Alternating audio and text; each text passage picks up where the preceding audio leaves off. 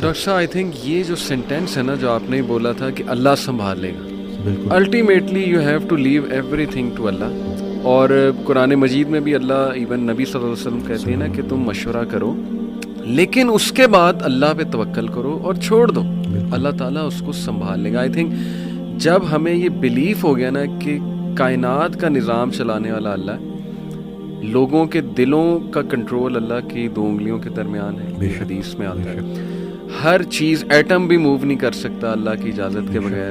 اللہ الوکیل ہے جس کا مطلب ہے ڈسپوزر آف افیئرز، تمام افیئرز اللہ نے ڈسپوز آف کرنے ہیں. جو آپ کی زندگی میں ہو رہا ہے یہ آپ توکل رکھیں، یقین رکھیں کہ وہ اللہ کی اجازت سے ہو رہا ہے، اس کا ایک مقصد ہے. بس آپ نے یہ تلاش کرنا ہے بجائے کہ اس غم کو اپنے سر پہ چڑھانے کے. جیسے آپ نے کہا you just have to find out کہ یار یہ آیا کیوں ہے، اس کا مقصد کیا ہے، یہ مجھے کیا سکھانا چاہ رہا ہے. اور سجدے میں جا کے بندہ رو پڑے اللہ کے آگے، اللہ سے تقویت مانگے، اللہ سے کہے کہ اللہ مجھے پرسپیکٹیو دے. بلکہ میں ایک کوٹ پڑھ رہا تھا، ایون دو ہی از اے نان مسلم رائٹر ہے بہت بڑا، میرے ذہن سے ابھی خیر نام نکل گیا، انہوں نے بڑی کمال کی بات کی. انہوں نے کہا oh my lord make me brave and مجھے ایسی سکت دے کہ میں اپنے غم سے وہ ریزن ڈھونڈ سکوں کہ یہ آیا کیوں ہے. سبحان اللہ. یعنی ایون دو از اے نان مسلم لیکن یہ کہ اتنی اس میں عقل ہے کہ وہ یہ دعا کر رہا ہے. تو یہی بات ہے کہ وزڈم فائنڈ آؤٹ کرو کہ یہ کیوں آیا ہے. اور بلکہ میں ڈاکٹر صاحب ایک میرے دوست ہیں بڑے اچھے اسکالر ہیں، انہوں نے ایک بڑی پیاری بات کی. انہوں نے کہا کہ جب بندے پہ غم آئے نا تو چلو کچھ دیر غمگین رہنا یہ نیچرل ہے، فطری ہے. رسول اللہ صلی اللہ علیہ وسلم پہ بڑے غم آئے، حضرت خدیجہ کی جو ڈیتھ تھی وہ اس سے بڑا غم نہیں تھا. The most smiling face did not smile for months. تو اٹس نیچرل، اوکے. لیکن وہ رک نہیں گئے، ایسا نہیں تھا کہ وہ آئسولیشن میں چلے گئے، یا ایسا نہیں تھا کہ سارے کام ٹھپ ہو گئے. کیونکہ میرے دوست نے کہا کہ دیکھو جب ہم ٹھپ ہو جاتے ہیں نا یہ پیسو شکوہ ہے اللہ سے. اتنی تو ہمت نہیں زبانی رب سے شکایت کریں، لیکن یہ کہ ہم ٹھپ ہو کے دکھاتے ہیں کہ جی بس میں تو راضی نہیں آپ کی رضا میں، انڈائریکٹلی تو ہم یہی کہہ رہے ہیں. انہوں نے کہا جو لوگ غم میں کھڑے ہو جاتے ہیں نا ان کا دل نہیں کر رہا صبح اٹھنے کا، بستر پہ پڑے رہتے ہیں. آئی ایم شیور آپ بھی ایسی کنڈیشن سے گزرے ہیں کہ اٹھنے کا دل ہی نہیں کرتا، ہمت ہی نہیں کہ جی بندے کا دل کرتا ہے میں سویا رہوں، ریالٹی میں آؤں ہی نہ، مطلب ریالٹی سو بیڈ.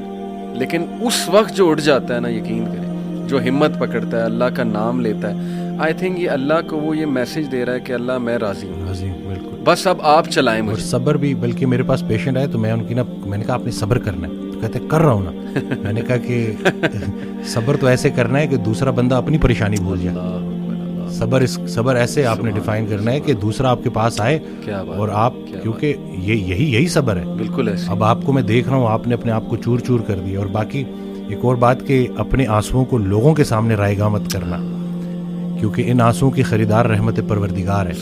تو ان کے سامنے بہاؤ اور پھر دیکھو کہ کیا ہوتا ہے. اور باقی ایک کویسچن بہت سارے لوگ نا مجھ سے کرتے ہیں انگزائٹی سے ریلیٹڈ کہ ہمیں لگتا ہے کہ ہمارے بعد ہمارے بیوی بچوں کا کیا ہوگا.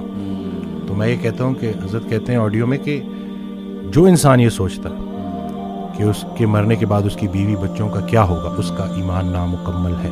اس نے پالنے والے کی پالنے والی صفت پہ ایمان ہی نہیں لایا. اللہ جن کے لیے پوری کائنات بنائی ان کو یتیمی اور غریبی سے گزارا، ان کو ماں باپ نہیں دیے، آپ کو دے دیے.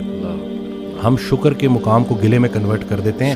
صحت بھی ہے، زندگی بھی ہے، اور کب تک ہے کوئی نہیں جانتا، اور جب تک ہے وہ کوئی چینج نہیں کر سکتا. تو پھر ابھی کیوں پریشانی لیتے ہیں؟ کیا ان بچوں کو ہم پال رہے ہیں؟ صحیح بات. کیا ہم خود کو پال رہے ہیں؟ کیا ہم اس قابل ہیں؟ بے شک. قد پہ حد کا پہرا، صحت پہ بیماری کا پہرا، اور اتنے پہروں میں پیدا کیا ہوا انسان چاہتا کیا ہے؟ آزادی. تو یہ کر کے دیکھ لیں. صحیح بات. ڈاکٹر صاحب جسٹ ٹو وائنڈ اپ، کیونکہ ہمارا یوتھ کے ریلیٹڈ کام ہے، تو آپ نے کل میری آپ سے بات ہو رہی تھی، آپ نے ایک بڑی آئی اوپننگ بات کی. آپ نے کہا کہ ہم نہ ہی مینٹلی، نہ ہی فزیکلی، نہ ہی اسپرچولی اپنی یوتھ پہ کام کر رہے ہیں، اور ہم ایک بہت کمزور جنریشن چھوڑ کر جا رہے ہیں. تو what is your message for the youth in particular? کیونکہ مینٹلی بھی، ایموشنلی بھی، فزیکلی بھی آپ کی بات ٹھیک ہے، ہم ایک کوئی طاقتور جنریشن نہیں چھوڑ کے جا رہے ہیں. دیکھیں اصل میں بہت چیلنجنگ ہے، لیکن ان بچوں کو یہ سمجھنا ہوگا کہ ابھی چونکہ عمر ایسی ہوتی ہے. اس دن بھی ایک کوئی ہارٹ بریک ہو گیا تھا تو پراپر نہ صحیح ڈپریشن میں، تو میں نے اس کو کہا کہ ہر اس انسان کا شکریہ جس نے میری آنکھوں کو آنسو دیے, یہ آنسو مجھے اللہ کے پاس لے گئے. اس انسان کا سب سے بڑا تحفہ یہ جدائی ہے جو تجھے اللہ کے پاس لے کے جائے گی. لوگ کیا کرتے ہیں, یہ جو غیر اسلامی تعلقات, اسی طرح سے غیر شرعی چیزیں, یقین جانیں آپ جتنی مرضی دیکھ لیں سکون نہیں ملے گا آپ کو. اور یہی جو آپ کی گروئنگ ایج ہے نا, اس میں آپ کے ہارمونز بھی آن پوائنٹ بہترین ہیں. اسی عمر میں آپ نے اسپورٹس میں انڈلج ہونا ہے, آپ نے پراپر طریقے سے ڈائٹ کا خیال رکھنا ہے, اور سب سے بڑھ کر یہی لرننگ ایج ہے, اس میں آپ نے سیکھنا ہے. اور جیسے جیسے آپ ایک قدم بڑھائیں گے اللہ کئی گنا زیادہ آپ کے قریب آتا جائے گا. اور یہ ٹرائیڈ اینڈ ٹیسٹڈ چیزیں, مجھے یہ بچپن میں سکھایا گیا تھا کہ صرف شہرت, دولت اور یہی چیزیں ہوں گی تو بس یہی سب کچھ ہے, کیونکہ ہم ادھر ادھر یہی دیکھ رہے ہیں. لیکن سب کچھ ہوتے ہوئے بھی انتہائی بڑا خلا تھا جو پورا نہیں ہو رہا تھا.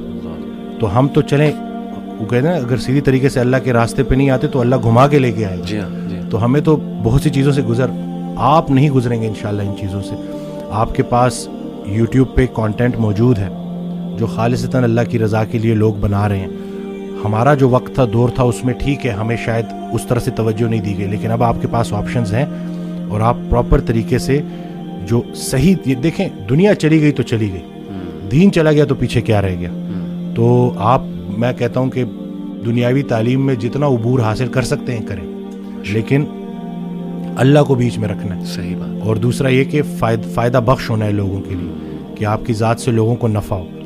تو یہ انشاءاللہ اگلی جب جنریشن ہمیں ریپلیس کرے گی تو وہ ہم کوشش کریں گے جی انشاءاللہ. اللہ کے قریب ہونے سے آپ کو مینٹل اسٹرینتھ ملے گی, پرسپیکٹیو ملے گی. جتنے بھی عظیم کام ہیں وہ غیر عظیم زمانوں میں ہی ہوئے ہیں. غیر عظیم جہالت کے معاشرے کے ساتھ اللہ دو کام کرتا ہے, یا عذاب بھیجتا ہے یا رحمت للعالمین کو بھیجتا ہے. تو رسول اللہ صلی اللہ علیہ وسلم ہمارے دلوں میں ہے, تو جن کے دلوں میں رسول پاک صلی اللہ علیہ وسلم کی عملی محبت ہے اللہ ان پہ عذاب نہیں بھیجتا.